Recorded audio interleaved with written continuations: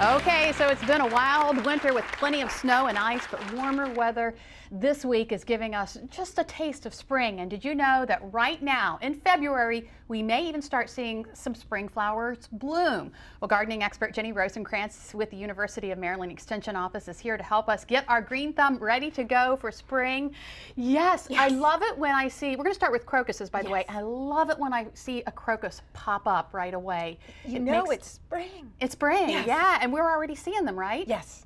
Yes, I have them in my backyard. Thank goodness. It's like, there they are. There Look they at those little are. suckers. Oh. They were in bloom before we had the first snow, and then they were in bloom again, and they've survived all this. And they're still in bloom right now. So it's been like 3 weeks. I love crocuses because they're just, you know. But then there's other beautiful things to play with too. Right, yeah. We have daffodils. Yes, I mean, these are the monster daffodils, the King Alfreds, but there's small, medium, and large daffodils.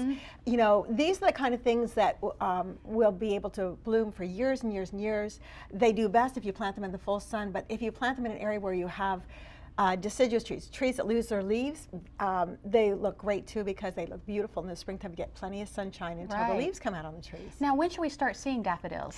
Daffodils, end of February. End of February. Yeah, they're already popping up a the bit. And oh my goodness. The more sheltered the spot, the faster they come out. Yeah, right. So the next 2 days, the next couple of days when we have these beautiful, beautiful weather, they're going to be popping out. Oh, that's wonderful. Okay, let's move on to tulips, and that's what we have right here. Right, I love these tulips. The species tulips are the ones that are smaller to the ground, and they're the ones that pop out first. So they'll be in bloom with the crocuses, the mini daffodils, and the pansies and all that kind of stuff.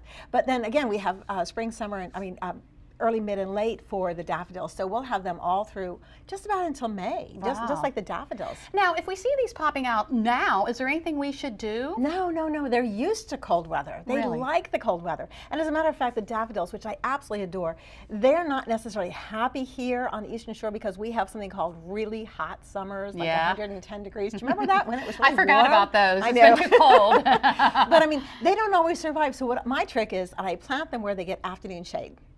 And as long as the voles don't eat them, you're good to go. Right, the voles or other animals. And there's some tulips that are actually edible to humans? Tulips are definitely edible. You can eat the flowers. Really? Yes, but you should only eat the flowers of tulips that you have planted yourself and you know that they're free of any kind of pesticide or herbicide or anything like that. Okay, let's move on to pansies. And so pansies are out in front. Right here. And I love pansies. Right now my pansies that I have outside are hunkered down because it's so cold. But come springtime, the warm weather, these guys will be absolutely beautiful, full of beautiful flowers, and they even have a nice little fragrance too, so that's kind of neat. Now, will those that are outside now, will they last through that last frost before spring? Yeah. And they'll bloom and be beautiful until about June. Okay. And then people forget that those are spring flowers, that you really have to rip them out, or what I do is I leave them there, and then I plant my summer annuals at end of May, early June when the ground gets warm, so that the pretty summer flowers will start growing, and then I won't even notice those as they die back, because they die back in the heat. Yeah, but it's nice to have them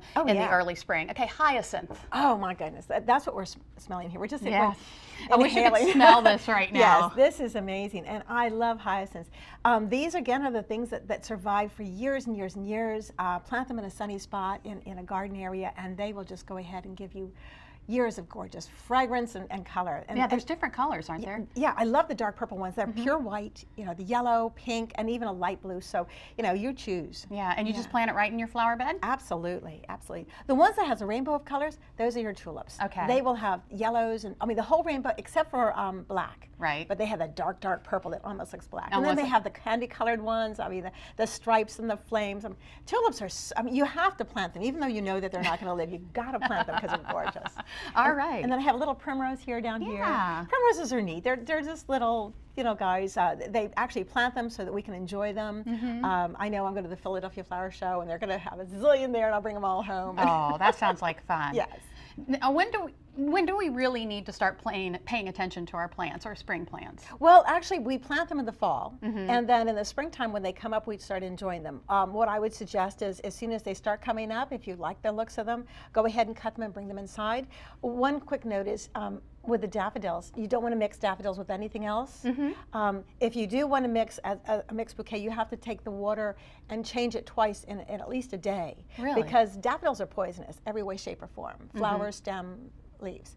And the water, if you put them in there right now, that would actually kill the hyacinths very, very quickly. Yes, you don't want to do that. That's but interesting. if you're going to have, if they're up and blooming and then we have a cold spot, then you want to quickly go ahead and cut them and bring them inside so you can enjoy them. And whatever is left that's real tiny and like a tight bud like this one right here, no, don't worry. Don't worry. It won't be hurt. It won't It'll be come hurt. back. It'll come up. As soon as the temperature warms up, it's going to bloom for you again. It's going to say, here I am. Well, Jenny, thank you so much for bringing us a touch of spring Yes. into the studio. I love it so much. And if you want to read more from Jenny about caring for spring flowers, go to delmarvalife.com and click on the show tab. And with spring also comes prom season, and today we're getting a look at what's hot this year. We get an in-studio fashion show next. But first, it's time for the first clue in today's Where is Brian guessing game. Brian? Well, Lisa, here is your first clue. Clue number 1. This town is one of the oldest communities in its county. Think about that for a little bit. One more clue to go, and then the big reveal coming up a little later in the show. But first, do these warmer temperatures have you wanting to plan a getaway? Dr. Oz wants you to play it safe. Hi, I'm Dr. Oz. Here's how to protect your health when you're traveling. Keep medicines, contact lenses, and eyeglasses in your carry-on. Don't drink the tap water from local sources unless you know they're safe. If you go abroad, register for the State Department's Smart Traveler Enrollment Program so you can be located in case of emergencies.